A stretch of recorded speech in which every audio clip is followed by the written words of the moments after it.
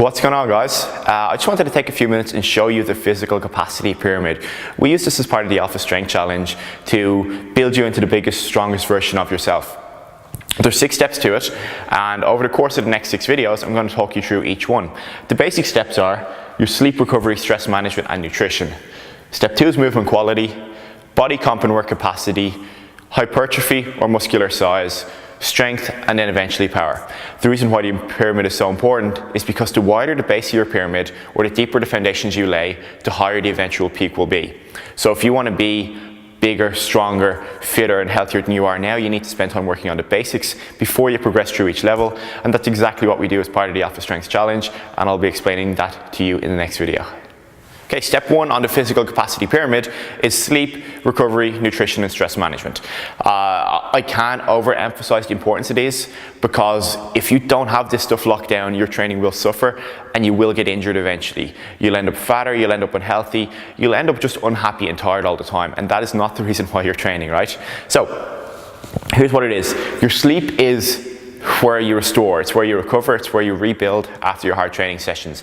You need an absolute minimum of 8 hours sleep per night. You're not a baby, you're not a child, you're a fully grown adult. If you need to set yourself a bedtime, set it and stick to it. I'm going to do a separate video on the whole sleep topic and on the whole creating good bedtime routine idea, but for now, here's your baseline. 8 hours of sleep a night.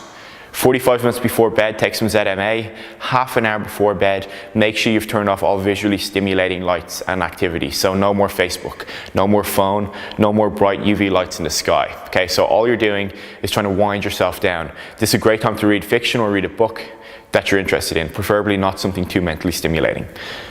The recovery, stress management, and nutrition side of things all kind of link together. Everything your body does is perceived as a stressor, or everything you do is perceived as stress.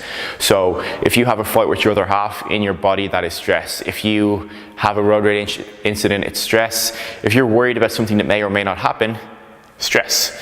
So even training becomes a stressor. So if you're constantly adding more and more stress into your life, is that really the quickest route to health and fitness? Probably not. What you need to do is start to look at stress management tools like meditation, like being able to relax, being able to turn off, breathing exercises, and the likes. Again, this is a whole separate topic I'll need to cover, but right now I just want to give you a really brief overview of it. Nutrition. Look, nutrition is really simple. If you eat shit, you'll look like shit. If you eat right most of the time, you'll look pretty good. If you follow a really, really good nutrition plan, you'll look really, really, really good. At the end of the day, nutrition is like the foundation on which everything else is built. So if that's off, you're going to struggle. The reason why we need to look at your nutrition first is because you've probably developed bad habits over the last 10, 15, 20 years. If you're anything like the average person, you probably wake up and have a bowl of cereal for breakfast, you have a sandwich for lunch, and then whatever the hell is at home when you get in from work for dinner. That's not the optimal way to fuel your body. You wouldn't buy a Ferrari and just stick junk diesel in it. You'd make sure you had the best fuel, you'd make sure it had the best maintenance, and that's exactly what this level is about. Over the course of the Alpha Strength Challenge, we'll be looking at 5 different nutrition protocols. We're going to establish a baseline, so make sure your normal day-to-day habits and activities are good. We're going to tip into some carb cycling. We're going to move on to a more flexible dieting, or if it fits your macro style approach. We're going to hit up a little bit of ketogenic dieting just to help you shred up towards the end of the program. And then finally, we're going to talk about reverse dieting or reverse tapering to bring you back up to your old calorie intake level and above it while being leaner, fitter, stronger, and more muscular. As part of the Alpha Strength Challenge, one of the things we focus a lot of our energy on is movement quality, mobility, flexibility, and stability. So within movement quality, you have 3 different areas. You have your mobility, the ability of your joints to move through ranges of motion. You have flexibility, or the individual length of your muscles. And finally, you have stability, or stability, the ability of your muscles around joints to stabilize them and hold them in safe biomechanical positions. They're all crucially important. They all interplay with each other. One of the things we'll do as part of this is give you a series of at-home tests you can do to make sure everything is working properly. So the easiest way to look at this is think of your body as a series of segmented joints that change by function. So it starts on the floor. Your ankles should be mobile. They should be able to move through large ranges of motion, absorb force, and not take too much for hammering. Your knees should be stable. Okay, you don't want twisty knees because that's called an ACL tear. They should hinge back and forth, and that's it. Your hips need to have large ranges of movement and mobility in order to get to the bottom of a squat and to just move around in the general day-to-day positions. Your lower back and core need to be ultra stable. Any loss of position through your lower back or any sort of axial or shear loading on lumbar vertebrae is bad and it will eventually break you. And maybe not today, maybe not tomorrow, but long term you don't want to set yourself up for a life of back injuries. Then the next step is having good stability through your shoulder blades so that your arms have good mobility and they articulate freely. If that is off, you'll experience shoulder pain, you'll get a bit of AC impingement, and every time you bench press you're going to walk away going, doesn't feel right. So if any of those problems ever have occurred or if they sound familiar, this is the section where we're going to start hammering that out for you. So we're going to give you a series of at-home tests to use, and then we're going to take you through the movement corrections. So when we do this, we look at 3 separate areas. We look at your foam rolling or your soft tissue work, so how to give yourself basically a massage and loosen up the area. Stretching the muscles around the area and making sure that they move freely, and then finally trying to move the joint through new ranges of motion and get it safe and comfortable in those positions so you can take it through to your things like your squat, your bench press and your deadlift and make gains through that.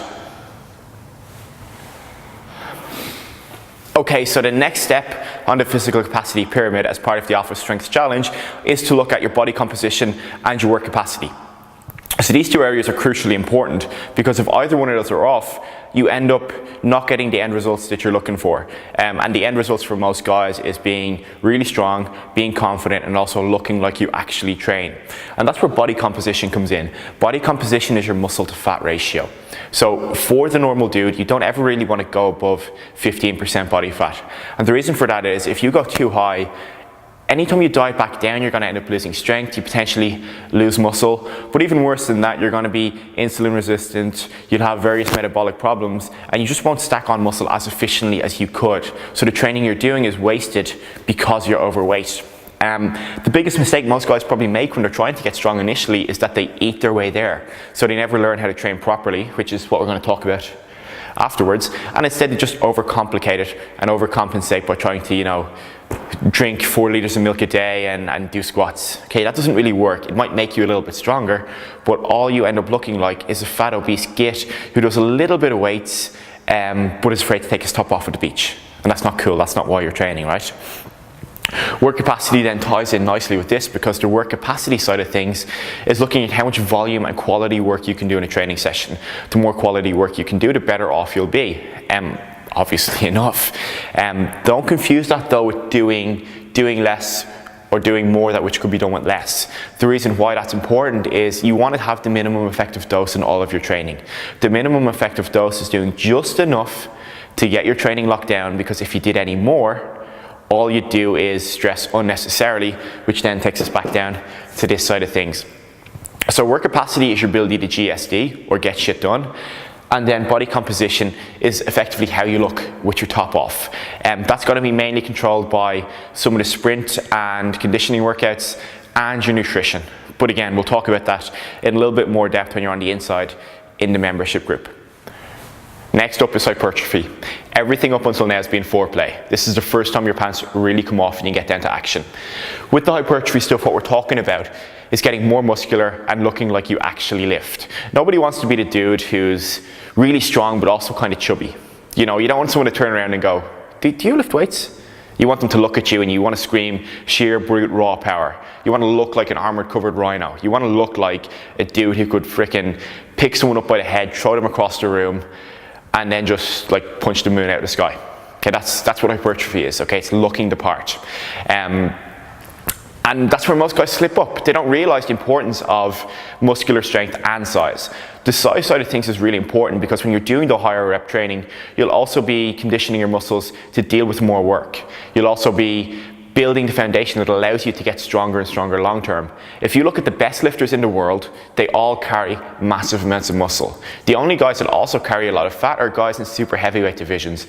Anyone up to like 125 kilos is usually pretty lean, you can usually see abs, and they're usually extremely strong. So the hypertrophy section is going to be about making sure you look good when you're in a t-shirt, making sure you can walk around with your head held high, and making sure you're not only strong, but you also look strong. Strength. That's why you're here. Okay, that's the real reason you signed up for this program. And if you've done everything right up until then, the strength side of things is easy. We're going to be training for strength from day number 1. And we're going to be hitting it harder than you've ever hit it before, and probably harder than you believed you could. And that's why this program is so important, because you have physical capacities and you have limits you don't even understand that you have yet. You can go so far and you can go so hard, but you're just afraid to push yourself there because you don't believe in it. We're going to overcome that here. Strength is really never a weakness. The stronger you are, the better off you are in every aspect of life. Stronger people are harder to kill, they're more useful in general, and I can't think of a single aspect of your life that'll be worse off because you're stronger. Okay, strength is just that important. So when I say strength training, I mean looking at a number of different approaches. Traditional linear periodization stuff, where the weight goes up each week and the reps come down to deliver you to a peak after the first 8 weeks. The next phase will be 2 6-week blocks put side by side to build your deadlift and squat to new heights. We're going to focus on using movement variations and using rack pulls, off the floor deadlifts, and a lot of assistance work to indirectly build strength beyond what you could do normally. The final stage then is going to be a really specific powerlifting based cycle where you're going for 3 or 4 weeks, really hard squat, benching and deadlifting multiple times per week at very high percentages, which you could never even imagine doing now, but which you'll do for reps by the end of this program, in order to hit PRs 10, 20, 30, possibly even 40% above what you could do before. As part of this programming, one of the lads who trains here in the gym with me, he started with a 60 kilo squat, I think 10 weeks ago, and yesterday he did 75 kilos for 18 reps. Look, that tells you everything you need to know about this strength training protocol. It is going to take you from a level where you're at now to a level you can't even imagine or conceive of yet. Let's talk power. It sits at the very top of the physical capacity pyramid for a reason. It's the summation of everything you've done before. It's taking all of the other physical qualities you developed and being able to express them in an athletic context. It's stuff like running, jumping, sprinting, change of direction, tackling, fielding balls, holding off opposition. It's expressing your strength quickly. When it comes to power, what you've got are 2 factors you need to consider. Number 1 is the mass of the object, and number 2 is its acceleration. So mass is how much weight's behind it. Is it heavy enough to actually count? And then the acceleration is obviously how fast can you move it. If you take something light like a tennis ball, which doesn't have a lot of mass behind it, you know, you can throw it really quickly, but at the end of the day, you're not really generating that much power. All you've got is a light object moving fast, and any idiot can do that. However, if you have something heavier like a kettlebell and you throw that, again, it's not very fast. You're not going to move something heavy like this kettle pig very quickly. And the problem with that is, now you've got the mass element covered off, but you don't have the acceleration point done. So what we focus on very extensively as part of the Alpha Strength Challenge is understanding the relationship between those two and making sure to improve both of them. Think about this like a karate board. If you push your fingers on a board, nothing really happens. Like a thin piece of wood, you're not going to break it unless you're Bruce Lee with a 2-inch death punch. However, if you hit that board at speed, if you crash through it really fast, all of a sudden your hand goes through it and the board's broken. The reason why you've done it in the second side is because you've got some speed behind it and you've got some acceleration. That's exactly what happens when it comes to sticking points. If you hit your sticking point on a bench press off your chest and you're not moving the bar quickly, it just gets stuck there. However, if you accelerate it as hard as you can off your chest and move it fast, it'll crash right through the bar or right through the imaginary board, and you'll end up hitting a PR. That's why strength and that's why power is so important, and that's why we focus on it so extensively as part of the Alpha Strength Challenge. Alright, so hopefully by now you understand the physical capacity pyramid and how all of it links together. Every step feeds into the next step, and every step that comes before is super important so that the next step can build to its true potential. If you miss out on any one of these steps, or if you ignore them, eventually your end results up here are going to suffer.